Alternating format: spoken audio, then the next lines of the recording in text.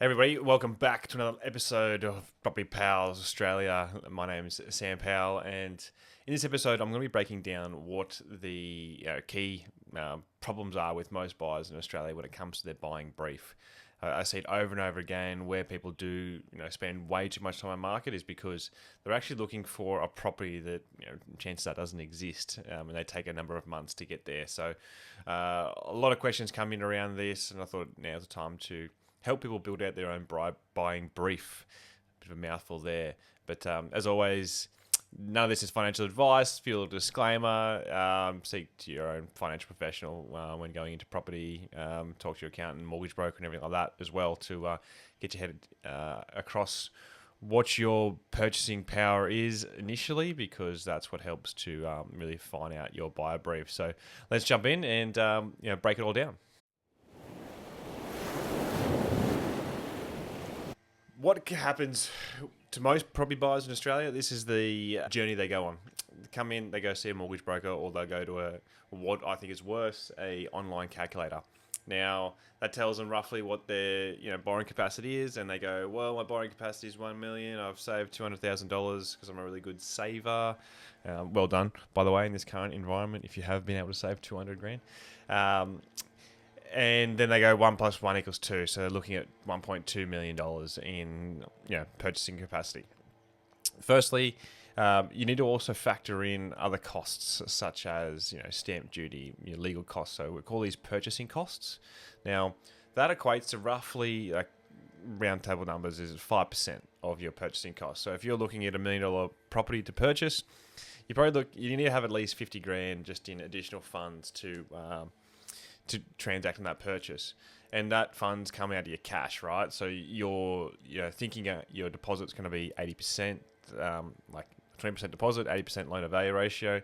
Chances are you're going to be going into a little bit of lender's mortgage insurance territory if you only have that 200 grand. So a really key thing to factor in your assumptions, and we'll run through a bit of an example just to sort of say that to you later on in the episode.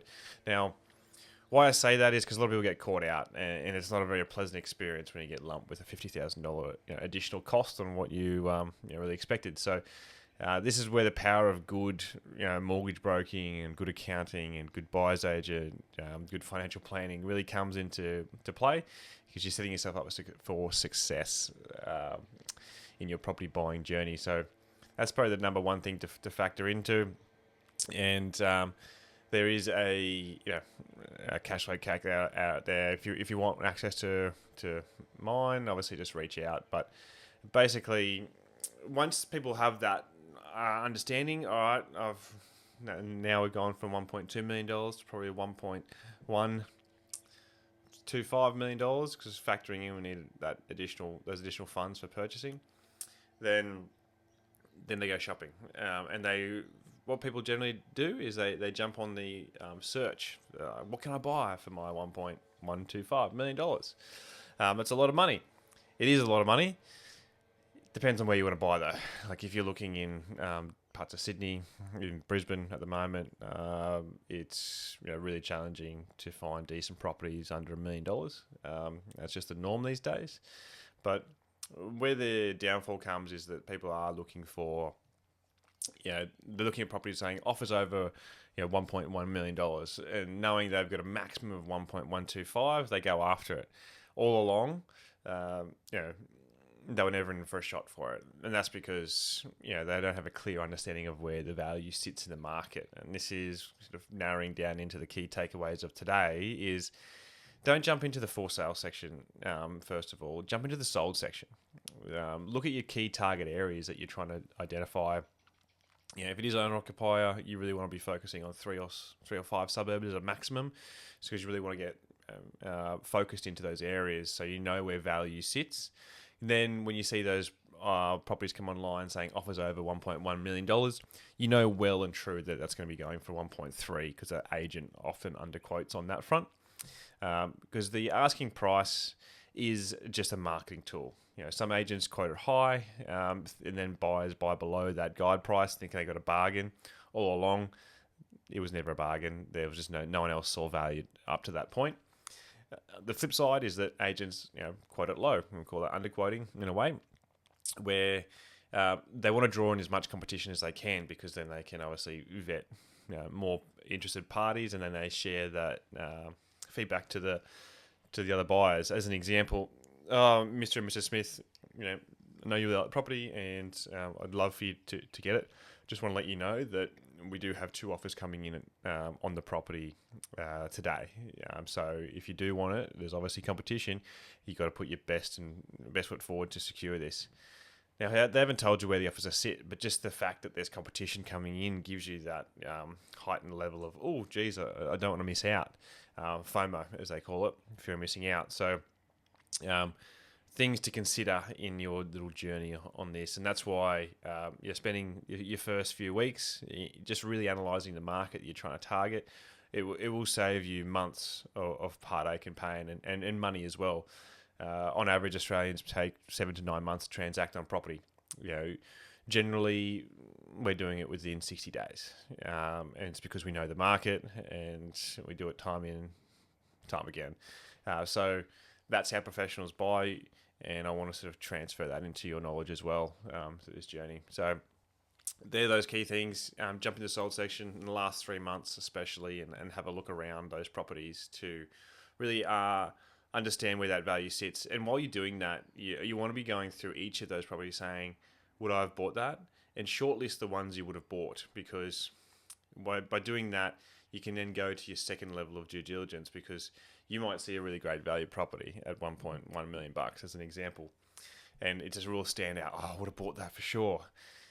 When you start breaking things down and doing your due diligence, there's generally a reason why things go for cheap. As an example, there could be some issues with the building improvements themselves. It could be in a flood zone, could be in a fire zone, which is detracting from the other properties in the area. So definitely lay that over. You're going to get really, really sharp on your price analysis just by doing this, because 99.9% of Australians do not. And I want you to win, because property is getting harder and harder to purchase without professional help in Australia, just given the level of demand and lack of supply coming through. So let's jump on into a bit of an example, just to sort of show you through. People often go wrong is they pick the good start is hopefully they're starting on 3 to 5 suburbs. Where people generally go wrong is they aren't really clear on exactly where they want to be. But what I'm trying to do is, let's just pick 3 suburbs that we're trying to target. One clear thing that I see people do is they've got $1.125 million to spend. So they start looking at things a little bit above that. It's always good to leave a bit of juice in the tank if needed. So searching for properties that would be 1.1 as an absolute maximum. You're leaving yourself at least 25 grand in the tank to play with if need be. But it's always better to sort of search in that mid price point bracket to get familiar. Then if you need to spend that extra money, obviously there's an opportunity there. But as an example, just fill it in, sort of what your requirements are, and they jump into the buy section, hit search. Now, the issue with this is that you're looking at properties, we have no true understanding of where the value sits, because these are asking prices. And as I said, asking prices are a marketing tool. Offers over mean nothing to me, because they can be used in different ways. Now, what you want to do, instead of going into the sold section here, into the buy section, just switch it up. Sold section. Don't include surrounding areas, so that's front. Change your price points to where even with the sold section, you can go to 1.2 just to sort of have a bit of clarity as to where properties are sitting in that price point. Try to keep it reasonably tight. Obviously, be honest with yourself. Are you going to buy an $800,000 property? If you've got $1.125 million to spend, maybe not. That's for you to figure out. But try to keep it reasonably narrow when your parameters to start out with, and you can expand as you go. But your key ones, like budget is key. Sold, and then 3 bedrooms. Every house is going to have a bathroom and generally a car space. So if you are looking for a house, I always filter through land size to help try and get those things out of the way. Click on the search button. Newest to oldest is always really good to get a bit of clarity on where prices are sitting, so to speak. So because these are most up to date going through, so you have a scroll this way. It's hard to see. These are just images, obviously. But what I push people to do is jump on the map section, because it gives you a lot more understanding as to where these properties are located. Because you could find, as an example, for Robina, you could find something that, like say, is here. That's a reasonably central location. You could find something in a different townhouse or duplex type setup. They're all different. There's pockets within each suburb. It's kind of my point. So it's good to sort of focus in on where those prices are, I guess, stronger, and then you can delve deeper into your market research.